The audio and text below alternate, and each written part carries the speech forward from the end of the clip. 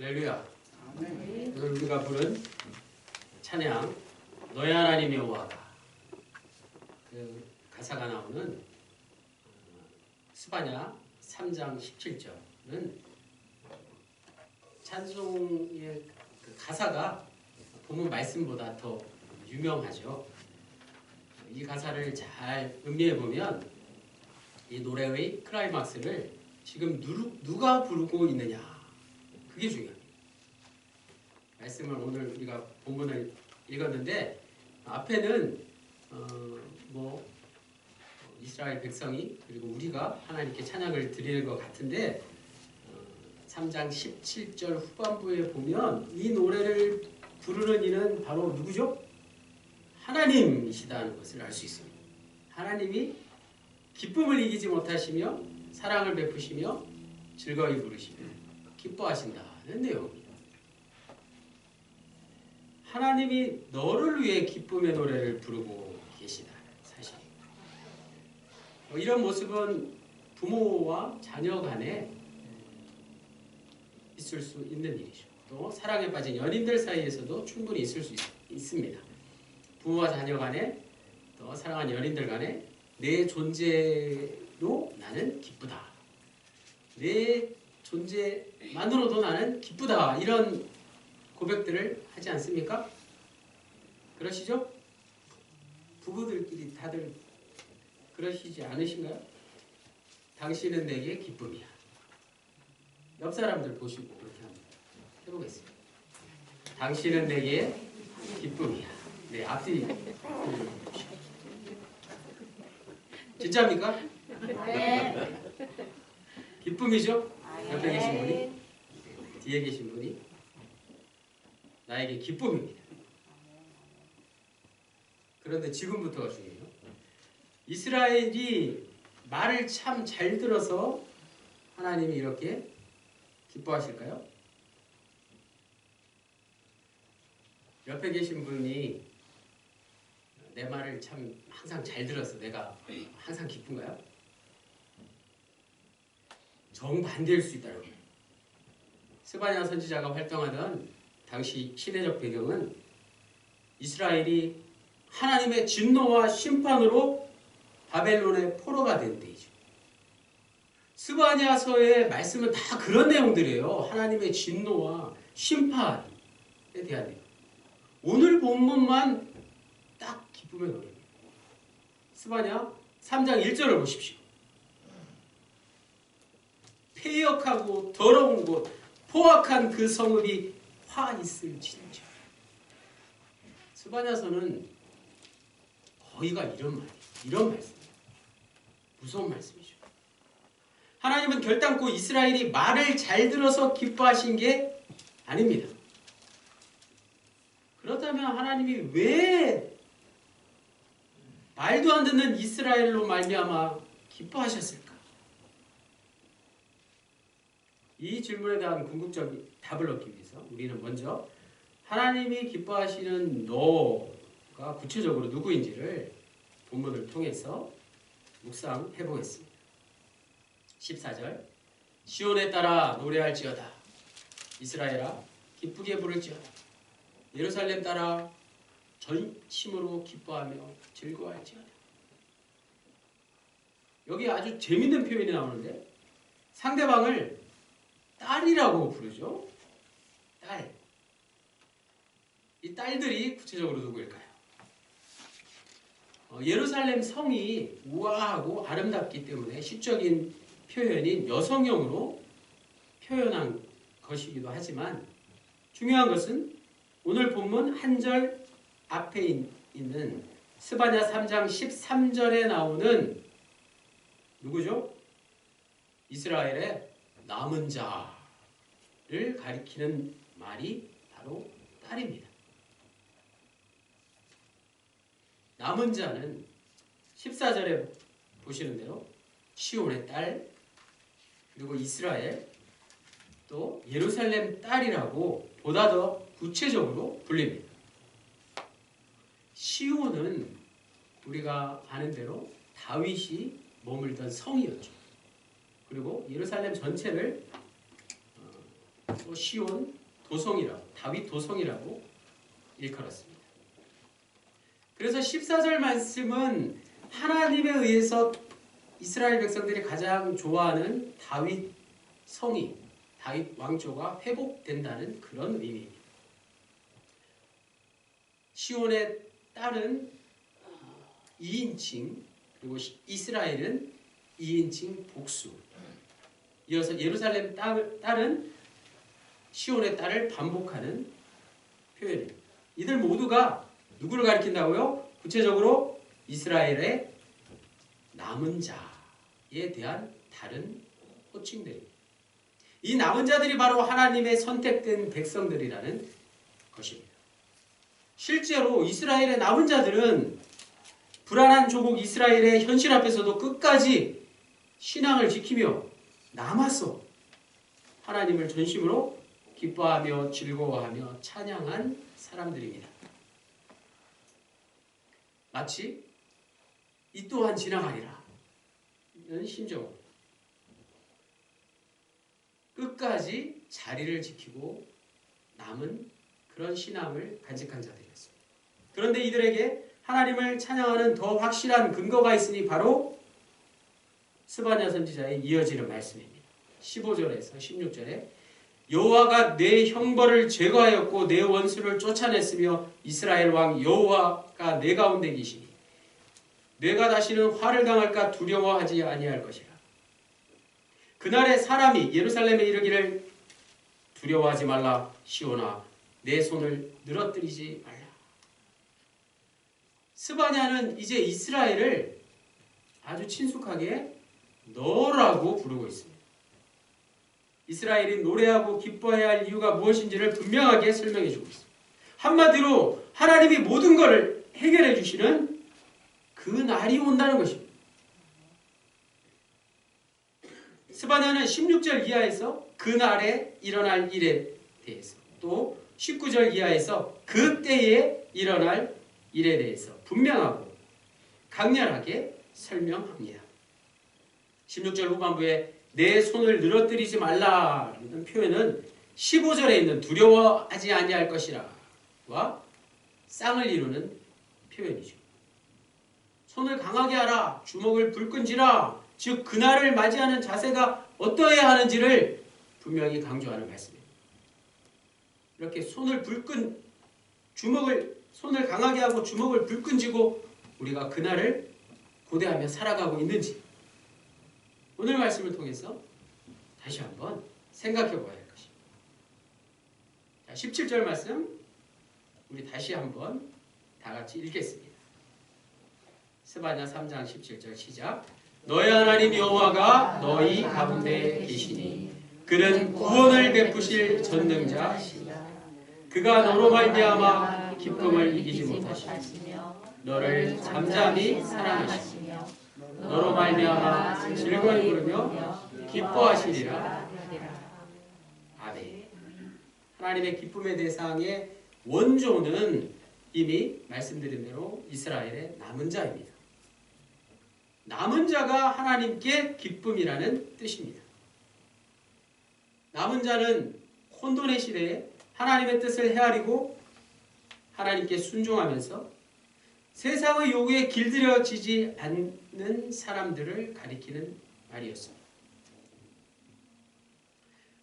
그런 이들은 그날이 오면 하나님이 너를 보니 기쁘다라는 말을 듣기에 합당합니다. 마찬가지 그런 날을 소망하는 사람들 역시 이미 지금 그때 가서는 물론이고 지금 이 순간에도 하나님을 기뻐하며 노래하지 않을 수 없다는 말씀입니다. 그런 마음을 지금 이 시간 우리의 마음속에 그려볼 수 있으면 좋겠습니다. 그러나 하나님은 남은 자만을 사랑하시는 분이 아니죠. 불순종한 이스라엘, 즉 너로 말미암아 나로 말미암아 기뻐하시는 분이십니다. 이게 바로 오늘 말씀의 핵심이죠. 남은 자를 사랑하시는 하나님으로 끝나는 이야기가 아니라는 말씀. 하나님은 불순종한 이스라엘을 여전히 사랑하십니다. 마찬가지 하나님은 오늘 우리로 말미암아 즐거이 부르며 기쁨을 이기지 못하시며 우리를 잠잠히 사랑하시며 우리로 말미암아 즐거이 부르며 기뻐하실 수 있는 그런 분이십니다. 하나님은 우리가 존재하는 것만으로 충분히 우리를 인정하시기 때문입니다. 동시에 우리가 믿는 하나님 역시 인격적으로 존재하시는 분이십니다. 우리는 하나님을 인격적인 존재로 만날 수 있습니다. 하나님을 만나기 원하십니까? 우리 모두 다 하나님을 인격적으로 만나기를 원하시죠. 어떻게 해야 할까요? 주위에 있는 분들을 보십시오. 주위에 계신 분들을 충분히 인격적으로 대하십시오. 하나님을 대하시듯이 말입니다. 합덕연문의 모든 군우님들이 서로 하나님을 대하듯이 서로 말미암아 기쁨을 이기지 못하시며 서로를 잠잠히 사랑하시며 서로 말미암아 즐거이 부르며 기뻐하실 수 있으면 그게 바로 하나님을 만나는 비결인 줄 믿습니다. 18절에 내가 절기로 말미암아 근심하는 자들을 모으리니 그들은 내게 속한 자라. 그들에게 지워진 힘이 치욕이 되었느니라. 이 말씀은 이런 뜻이죠. 슬픔의 절기에 내가 그것에 대하여 비난을 받지 않도록 내가 너로부터 재난을 제거할 것이다. 또 이 말씀은 여호와 하나님이 이스라엘을 향해 구원을 약속하시면서 먼저 이스라엘 가운데 있는 모든 재난을 제거하심으로써 재난으로 인하여 발생하는 모든 비웃음으로부터 자유롭게 할 것임을 약속해 주시는 말씀입니다. 오늘 이 시대에 우리에게 그대로 적용되는 말씀 아닐까요? 19절에서 20절에 그때 내가 너를 괴롭게 하는 자를 다 벌하고 저는 자를 구원하며 쫓겨난 자를 모으며 온 세상에서 수욕받는 자를 자에게 칭찬과 명성을 얻게 하리라. 내가 그때에 너희를 이끌고 그때에 너희를 모을지라. 내가 너희 목전에서 너희의 사로잡힘을 돌이킬 때 너희에게 천하만민 가운데서 명성과 칭찬을 얻게 하리라. 여호와의 말이니라. 할렐루야. 하나님의 약속은 계속됩니다. 예루살렘 가운데에서 모든 수치와 고통과 재난을 제거하여 주시기로 약속하신 여호와 하나님은 이제 이스라엘을 괴롭게 하며 이스라엘을 다스리던 모든 자들을 다 물리치실 것입니다. 18절의 말씀대로 모든 재난을 제거하실 뿐만 아니라 그러한 고통을 가져온 이스라엘의 적들을 물리치실 것입니다. 원래 적들은 하나님이 이스라엘을 벌하기 위해서 불러 모은 자들이었습니다. 그러나 이제 그 모든 상황이 완전히 바뀌었습니다. 하나님이 불러 모은 모든 적들을 하나님의 뜻대로 다스리시고 물리치실 것입니다. 이 말씀 역시 오늘 우리에게 그대로 적용이 되는 말씀인 줄로 믿습니다. 더 나아가서 여호와 하나님은 이제 이스라엘의 보호자로서 상처받은 자들, 고통받는 자들, 흩어진 자들을 불러 모으실 것입니다. 이러한 모습은 이미 9절에서 예언되었습니다.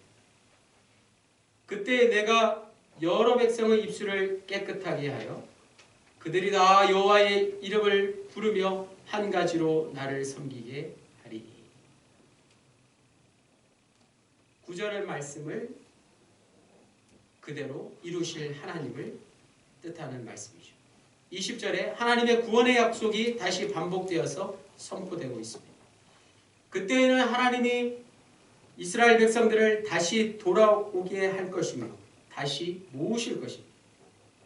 또한 온 땅 위에 그들의 이름이 드러나게 할 뿐만 아니라 모든 백성으로부터 영광을 얻을 것입니다. 이런 반복된 표현은 여호와 하나님의 구원의 약속이 당시 이스라엘뿐만 아니라 이 시대를 사는 오늘 우리에게도 반드시 이루어질 것이라는 확신을 갖게 하는 말씀입니다. 자, 시작과 함께 드린 질문을 다시 한번 생각해 보겠습니다. 질문이 기억나시나요? 왜 하나님은 말도 안 듣는 이스라엘로 말미암아 기뻐하셨을까요? 구원의 실체는 곧 하나님의 사랑입니다. 사람이 아니라 하나님이 우리를 구원하십니다. 마찬가지 찬양은 영혼의 노래요. 사람이 아니라 하나님을 높여드리는 노래입니다. 하나님이 우리가 부르는 찬양의 대상이십니다. 우리가 찬양을 한다고는 하지만 사람을 높인다면 그건 찬양이 아니라 찬양을 흉내내고 미화한 것에 불과합니다. 그런 찬양에 대해서 우리가 또 잘 몰랐던 것을 오늘 우리는 알게 되었습니다. 찬양받기에 합당하신 하나님이 우리를 위해 노래하신다는 사실. 하나님은 우리를 기뻐하시며 즐거이 노래하십니다. 우리를 위해 기뻐이 노래하심으로 낮은 곳으로 떨어진 나락으로 떨어진 우리를 높여주시고 다시 일으켜 세워주신다는 사실입니다. 찬양의 의미가 그런 것입니다.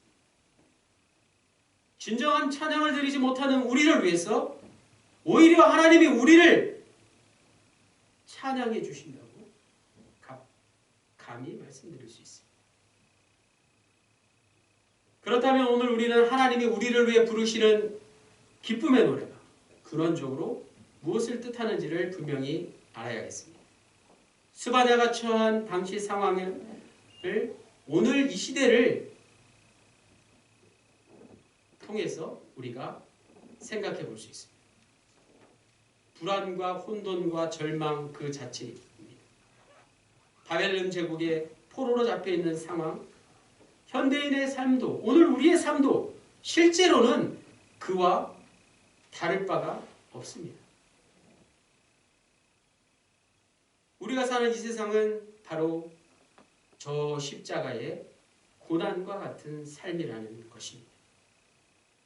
우리 모두 여기서 예외인 자는 그 누구도 없습니다.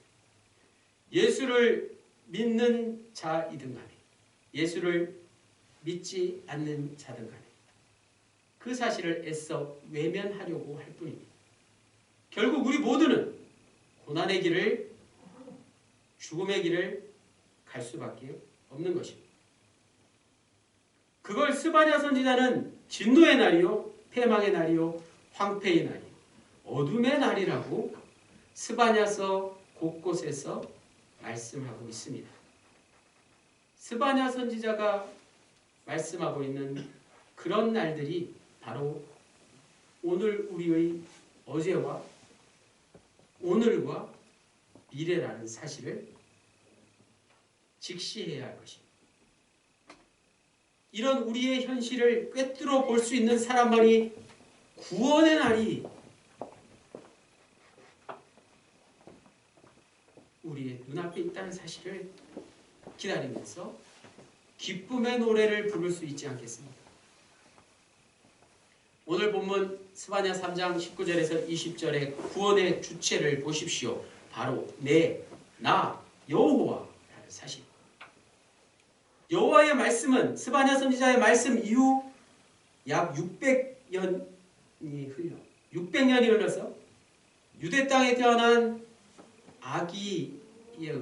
한 아기에 의해서 성취되기 시작했습니다.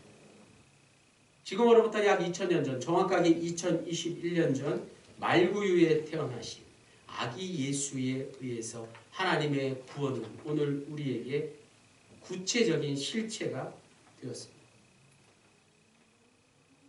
예수님의 탄생과 공생애의 모든 말씀이 오늘 우리에게 이 성경으로 남겨졌습니다. 이것이 바로 구원의 실체라고 할 수 있습니다. 이것보다 더 큰 기쁨의 노래는 없습니다. 우리가 가지고 있는 이 성경이 바로 기쁨의 노래일 수 있습니다.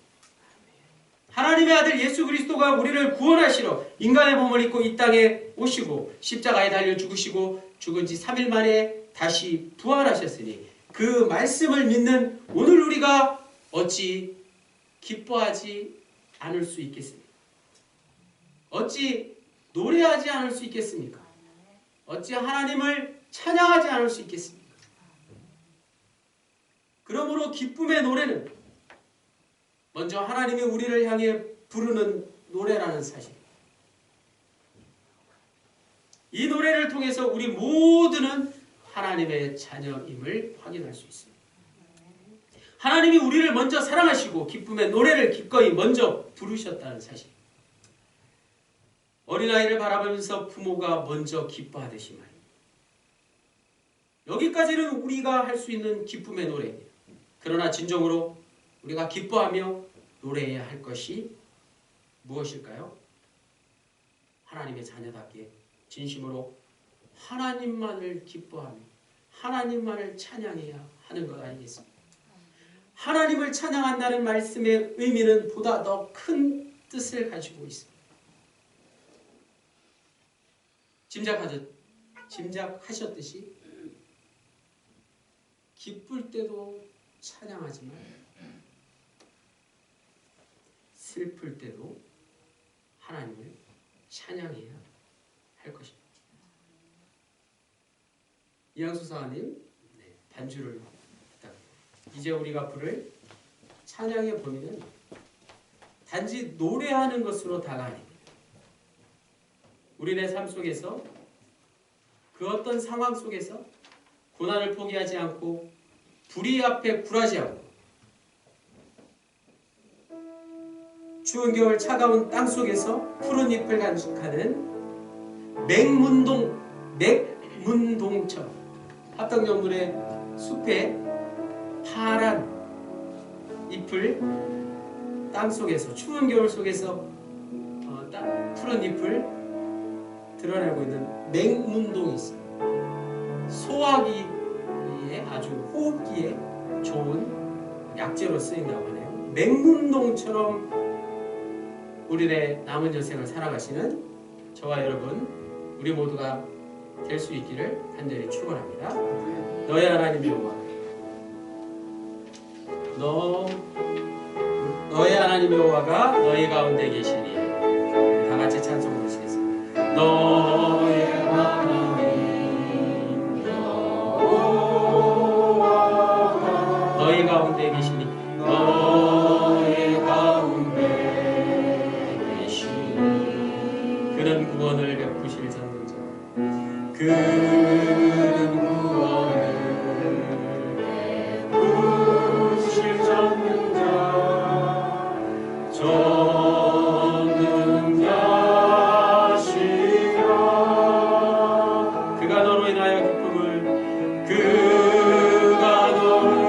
그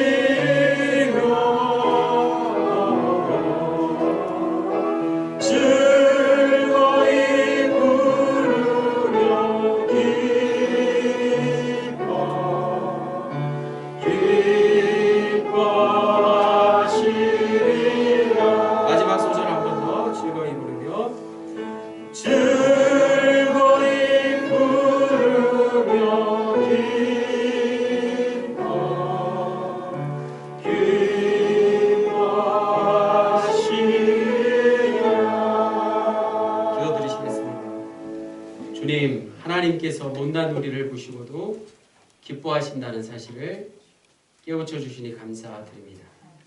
하나님과 나와의 관계가 부모와 자식 간의 관계를 뛰어넘는 이유는 바로 구원의 기쁨인 줄로 믿습니다. 우리네 삶의 기쁨의 노래를 항상 부르게 해 주십시오. 그리하여서 우리네 이웃과의 모든 관계도 기쁨이 넘치기를 간절히 빌고 소원합니다. 구원의 기쁨 되시고 기쁨의 노래 되시는 우리 주 예수 그리스도의 이름으로 기도드립니다. 아멘.